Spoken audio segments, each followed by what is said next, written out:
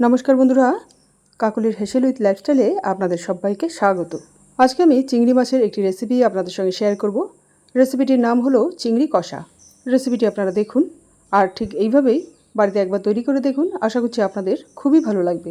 তাহলে বন্ধুরা চলুন রেসিপিটি শুরু করা যাক। রেসিপিটি তৈরি করার জন্য আমি প্রথমে একটা কড়াইতে কিছু পরিমাণ সর্ষের তেল দিয়ে দিলাম। তেলটাকে গরম করে নেব। তেলটা গরম হয়ে গেলে এর মধ্যে দিয়ে দিলাম 1 চামচের মতো ঘি। এবার এই ঘিটা গলে গেলে ফোড়নের জন্য এর মধ্যে এক এক করে দিয়ে দিলাম একটা তেজপাতা, 2 টুকরো দারচিনি, 3টে এলাচ আর 4টে লং। এবার এগুলোকে একটু নাড়াচাড়া করে নেব।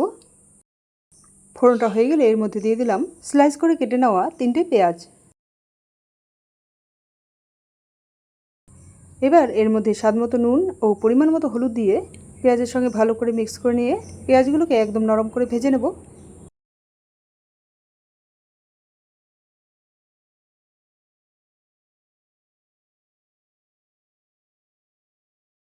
পেঁয়াজগুলো যাতে তাড়াতাড়ি নরম হয়ে যায় এর জন্য আমি একটা ঢাকনা দিয়ে ঢেকে পেঁয়াজগুলোকে ভেজে নিচ্ছি। ঢাকনা দিয়ে ঢাকার পর কিন্তু পেঁয়াজগুলোকে মাঝে মধ্যে নাড়াচাড়া করে নিতে হবে ঢাকনা খুলে। কিছুক্ষণ পরেই দেখুন পেঁয়াজগুলো এইরকম নরম হয়ে গেছে। এই অবস্থায় আমি এর মধ্যে দিয়ে দেবো একসঙ্গে পেস্ট করে নেওয়া 1 ইঞ্চি আদা, 1 চামচ জিরে, 1 চামচ ধনে, একটা টমেটো আর 2টো কাঁচা লঙ্কা। এই পেস্টে আমি 2টো কাঁচা লঙ্কা ব্যবহার করেছি। আপনারা আপনাদের স্বাদমতো লঙ্কা ব্যবহার করবেন। আর এখানে মিক্সার জার ধোয়া একটু জল দিয়ে দিলাম। এবার এই মশলাটাকে নাড়াচাড়া করতে করতে ভালো করে কষিয়ে নেব।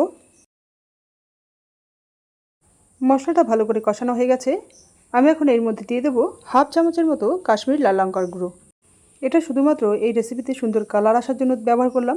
আপনারা চাইলে এটা স্কিপও করতে পারেন। এবার এই লঙ্কার গুঁড়ো এই মশলার সঙ্গে ভালো করে মিক্স করে নিয়ে কয়েক সেকেন্ডের জন্য নাড়াচাড়া করে নেব। কয়েক সেকেন্ড পর আমি এর মধ্যে দিয়ে দিলাম ভালো করে পরিষ্কার করে নিয়ে সামান্য পরিমাণে নুন হলুদ মাখানো 1 বাটির মতো চিংড়ি মাছ। এবার এই চিংড়ি এই মশলার সঙ্গে ভালো করে মিক্স করে নিয়ে গ্যাসের ফ্লেমটাকে মিডিয়াম থেকে লোয়ের মধ্যে রেখে 4 থেকে 5 মিনিট ধরে চিংড়িটাকে কষিয়ে নেব। 4 থেকে 5 মিনিট ধরে চিংড়িটাকে ভালো করে কষিয়ে নিয়েছি। আমি এখন এর মধ্যে দিয়ে দেবো সামান্য পরিমাণে জল। এবার এই জল ও চিংড়ি একসঙ্গে ভালো করে মিক্স করে নেব।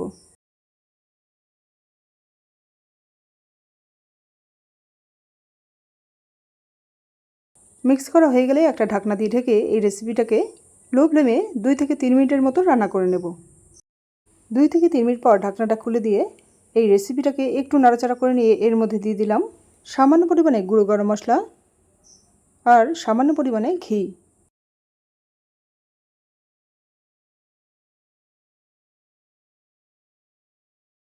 এবার এই গুঁড়ো গরম মশলা আর ঘি এই রেসিপির সঙ্গে ভালো করে মিক্স করে নেব।